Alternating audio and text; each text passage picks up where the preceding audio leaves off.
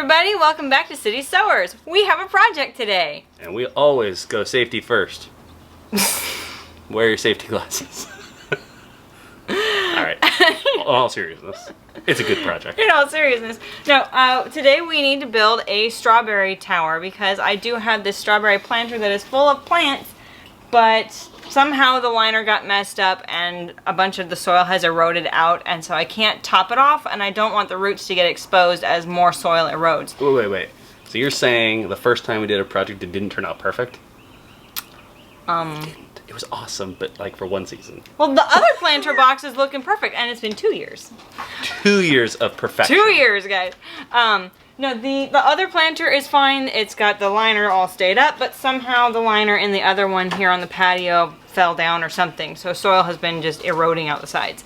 And so what I want to do is we're going to build a strawberry tower and transplant all the plants that are in that planter into the tower. And the reason that I decided to go with a tower instead of another planter is because a tower is going to take up less square footage on the patio. So we'll have all the spaces going up instead of out.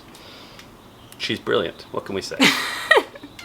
But I also have more strawberry plants that I'm starting in the house. So eventually that strawberry planter will be re-strawberried, if that's a word. Sure. We can be now. Anyway, I have my trusty handy guy with Yeah. me due to this whole social distancing thing, which is great. Oh, sorry. I should move over here. So, anyway, so since I have David here, he's going to help me with doing all the manly bits and doing the hard work of measuring, cutting, assembling, all the stuff that is, you know, manly work. Manliness. Now, so generally the idea of this whole project will be to end up with a strawberry tower that is about 2 buckets, Home Depot buckets tall.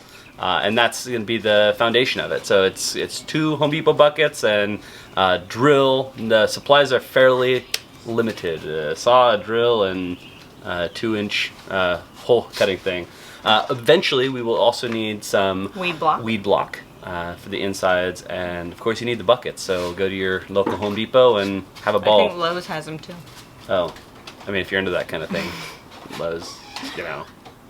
Any kind of nesting bucket works fine for this project. Yeah, and so we'll show you exactly how to do the right levels, where to make the cuts, and then you can be as creative as you want. We're going to end up painting it, I think, what, with the greenish, grayish purple? I went with a forest green. That's the one, forest green. Because I like green. So, That's it. in case you couldn't tell by all the green things that I keep. Yes. All right, well, come along with us. We'll have some fun. All right, everybody, here we are. I can't even take myself seriously with these on, but safety first. So, anyway, here we are with the Home Depot bucket, Homer's finest all-purpose bucket. These are being recycled. Last year, Amanda grew some tomatoes in them. We call them hobo tomatoes because, what, they don't have a home? Something like that. But another idea for a patio garden or something. You don't have room for a raised bed, that shouldn't stop you. Just drill some drainage holes in the bottom so you don't drown the roots. And it makes a perfect bucket. So yeah, reused, you know, because that's how we roll. First thing we're going to do is we are going to cut 2 buckets. So I have 1 and 2 with dirt in there. We are going to cut 1/2 inch off the bottom of this bucket, and we are going to cut 1 full inch off the bottom of that bucket. We are going to do this with just a straight up skill saw, just a good old fashioned round bladed saw. Honestly, you could do it with a hand saw if you're comfortable doing that. Or you want to. You might want to try it with a power saw though, because that could take a little while and it gets a little frustrating. However, the first step, you're going to want to take off these handles because they are not going to be necessary. You're not going to be moving this thing much afterwards. And you should be able to do it with a razor knife. It's just a matter of cutting these handles off and then sliding it out. You might have to make 2 cuts just to make sure that there's room. Of course, you can cut the metal, but where's the fun in that? Ta-da! Second bucket. Obviously, we're not caring how neat this is. If you're really into that kind of thing, I'm sure there are channels that are super neat out there. Ooh, plus, you might find some spiders and stuff, like I just did. That was kind of an ugly one. Let's see.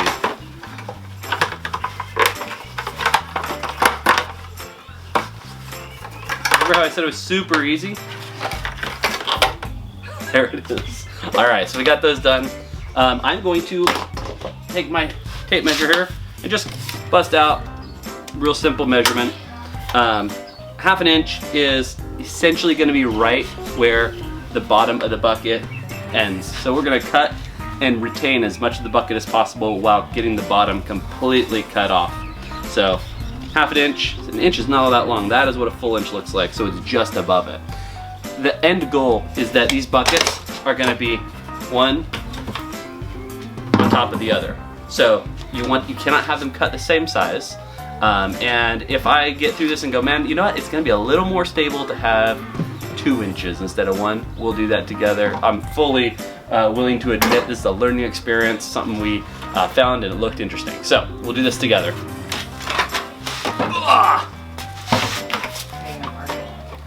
Amanda asked if I'm going to mark it. No. This is a DIY. Oh. Safety first. Always important. And genuine safety next. Alright.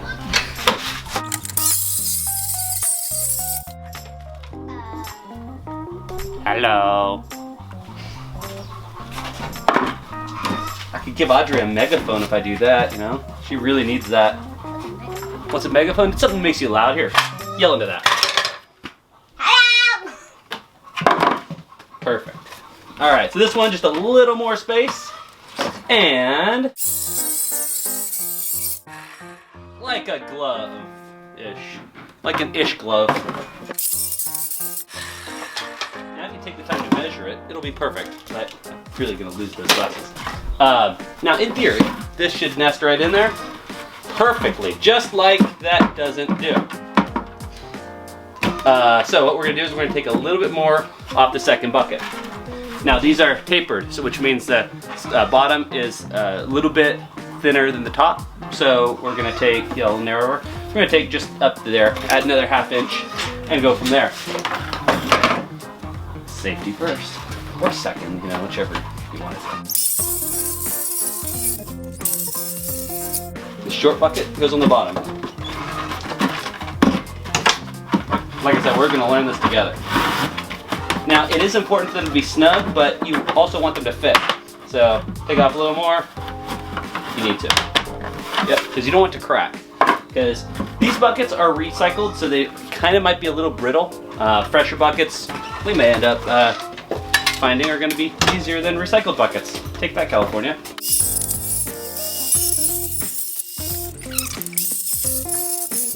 All right, so we finished the first cut, and to be honest, it's not gonna matter so much how straight this one is, because it's gonna be on the inside of the other bucket. The most important thing at this point is the second bucket we need to make sure is straight.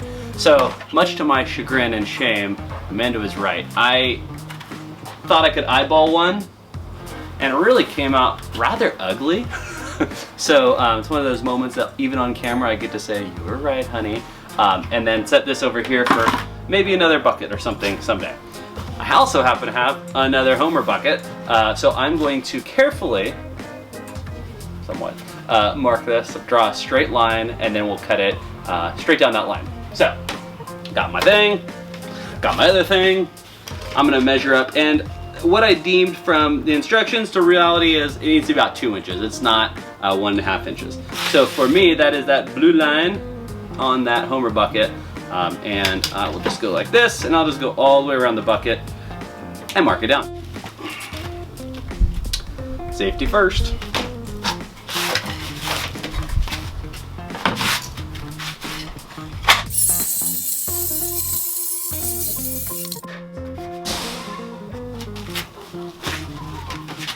That's perfect. And now, this should fit right down inside of there. Like so. Nice and well. Yeah. Okay, so after your bucket is fit together, you should have some straight, neat lines. And what we're going to do next is we are going to use a hole saw. And separately, not together, but separately, we're going to drill these. I'm going to use a 2-inch hole saw. And I'm going to take these off because as fashionable as they are, I prefer these. can't like not wear those and smile. Anyway, so I'm gonna cut these. I'm not gonna drill them. I don't think I'm gonna try to drill them at the same time together. So this spot in the middle, you really don't want to compromise that seam. If I drill anywhere along the seam, it's gonna make it split, and so you want to give it. Plan your holes for your strawberries outside of the center. So we're gonna have just holes kind of scattered about. All right, so I'm gonna drill approximately 20 to 24 holes. We'll see how I can get this spacing out. The goal being that there is enough container to hold the soil in, but enough holes for all the plants that Amanda has. This number of plants is gonna vary. Obviously, if you have a ton of plants, you're gonna want more, but you don't want holes unless you have a plant to put in there. Eventually, those runners will multiply and you can always drill more holes next time. So let's do this. All right, so in order to start the drilling, a lot of these holes, hole saws have a pretty fat bit. Unless you have a really sharp one, it's better to just use something real small to mark the place that you're gonna begin. So I'm gonna just put one little hole everywhere that I intend to eventually put a larger 2-inch hole.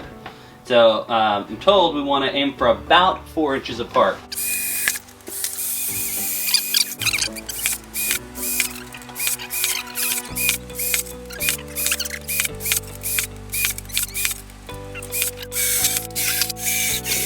Smile.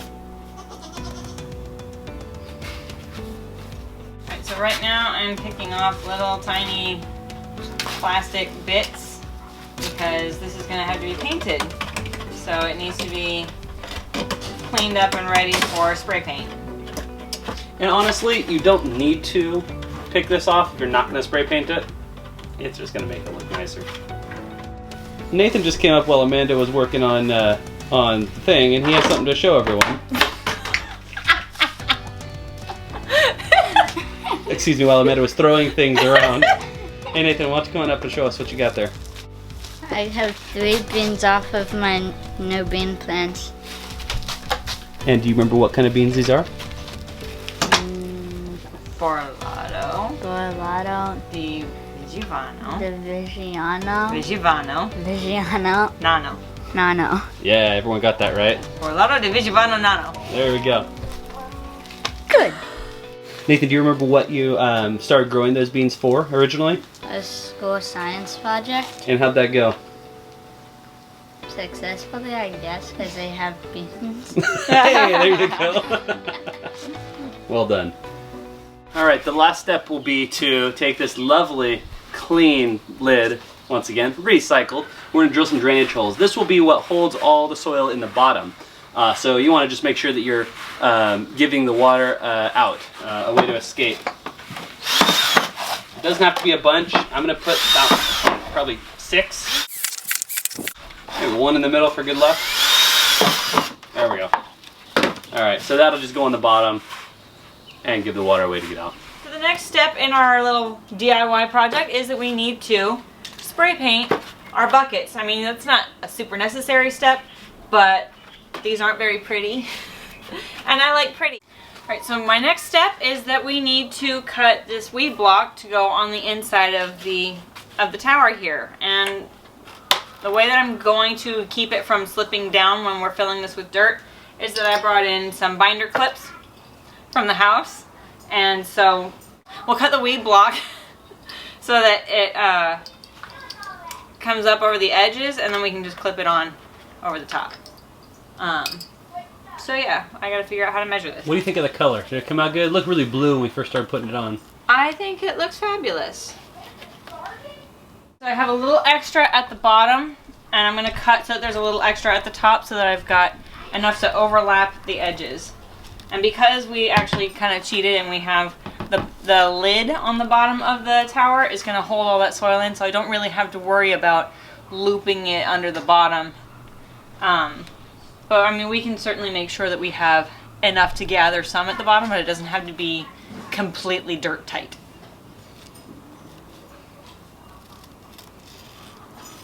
Oh, look at that. Oh, I love these scissors. That was beautiful. Okay. It's my super fancy-ness.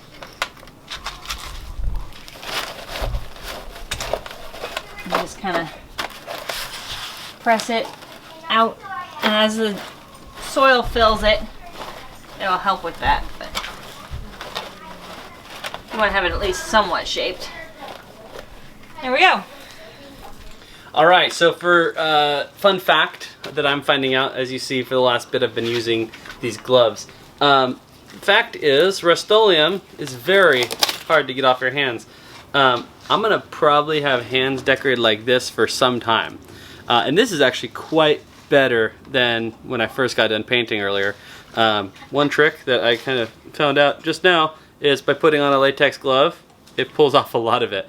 Soap, baby oil, like lots of different things, didn't take any of it off. I used cleanser, I used isopropyl alcohol, I used nail polish remover, I used Dawn dish soap, I used yellow dish soap, I used some actual dishwasher soap. I took some sand and paint thinner. Paint thinner. No. No. Where were you? Oh, you were at the store. Anyway, so I went online and I was like, oh, how do I get this off your hands? And they said, just don't use the stuff.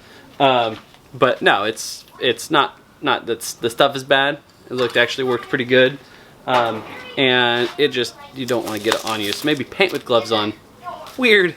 My shirt got a little decorated. Yay. And that's all right. Yeah.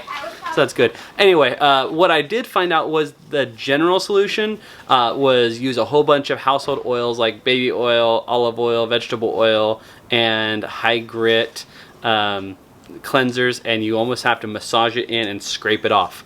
But to be honest, that did very little too. So I was just planning on having bluish green hands for a while. So I got that going for me. 2 blue thumbs up. Instead of a green thumb, have a blue thumb. So a couple of things that I'm going to add into the buckets or tower as I fill up with soil is I have an Acid Lovers organic fertilizer, as well as, I know it's Miracle-Gro, but it is an organic fertilizer that is supposed to also help juice these plants up and help them get reestablished into the soil. So the Acid Lovers fertilizer is kind of more of a powdery material that I can mix into the soil, while this other one that I have is granular, so it'll have a slower release time. So I've got kind of a double-sided sword here, trying to make sure that these strawberries will produce this year. So now we can mix these in as we fill the strawberries. Hey Caleb, so what do you got there? A squishy egg. What do you got a shirt full of? Eggs. You got a shirt full of eggs? Did you say a squishy egg? Yeah. Would you mind showing us what that squishy egg looks like? This egg. It's squishy. Yes, it's squishy. Look at that. It's not fake. No, it's not fake. It's totally soft. Whoa. We have a chicken. We have a chicken that is laying these eggs, and yeah, go figure. Look at that, totally soft. It's like it's been sat in vinegar for 2 weeks. Can I feel? It feels like it's There's some science behind this. It feels like it's butter. I believe the egg just came out too fast, and it did not have a chance to get a hard shell laid across it. And you can research your own science, but yeah, it'd be kind of a pretty egg.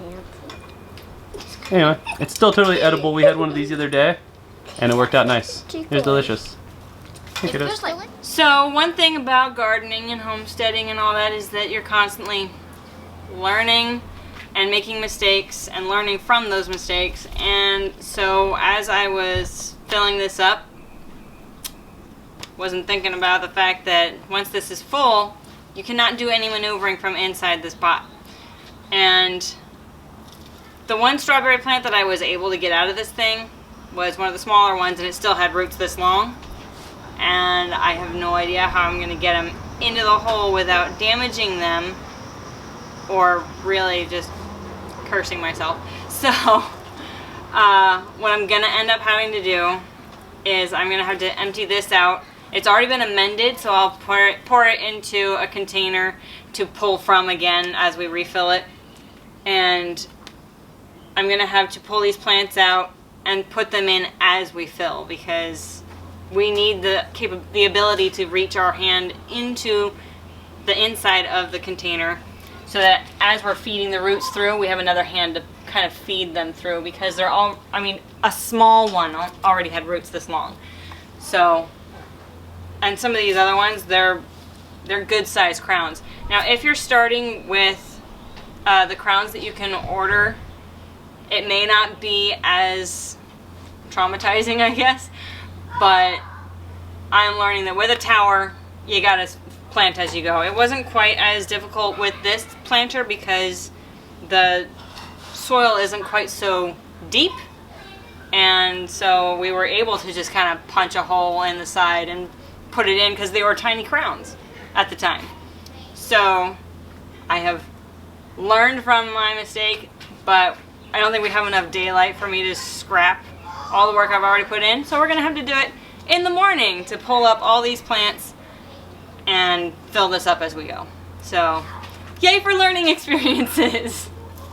So today is day 2 of the strawberry tower build. It was not intended to be a 2-day project, but sometimes that's just how things work out. So this morning I've already been out and I took all of the pre-established strawberry plants out of the planter that I have. So they're all ready to go, and now I have to dump the dirt, soil, planting material out of the tower because we discovered our grave error yesterday. So I have a tote that I usually put my seed starting mix in, so it's empty and ready to go, so I can dump all the soil into that and get the problem fixed and get this thing planted up.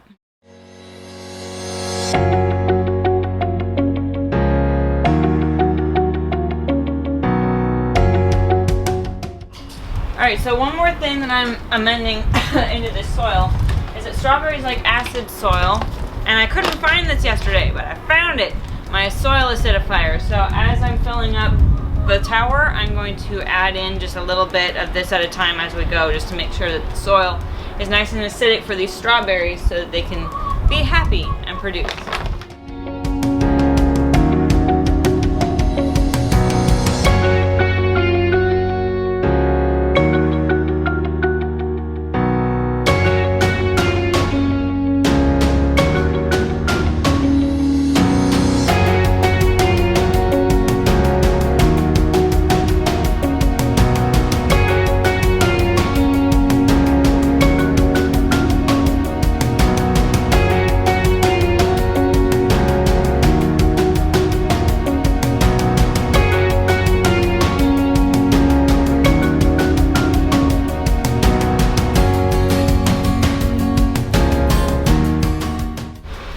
All right, you did it. That looks great.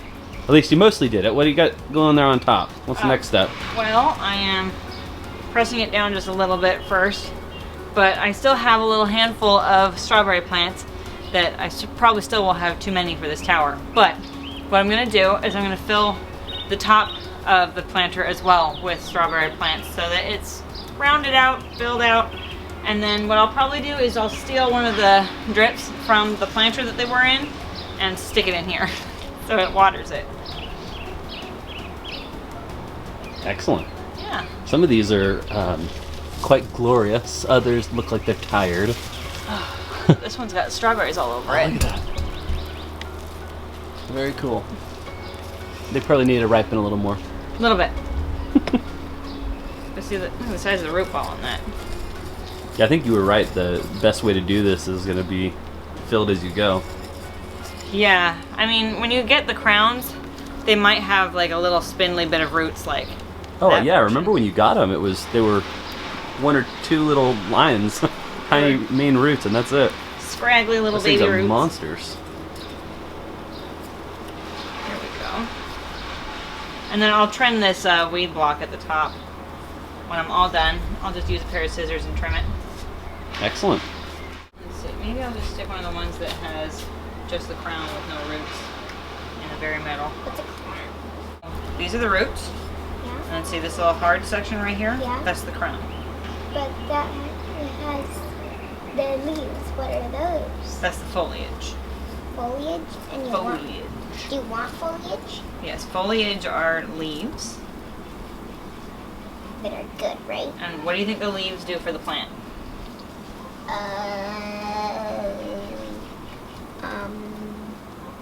Turn into flowers and make strawberries. Help it? Leaves don't turn into flowers. Do they help it? They help it. So, leaves, they open up and do what?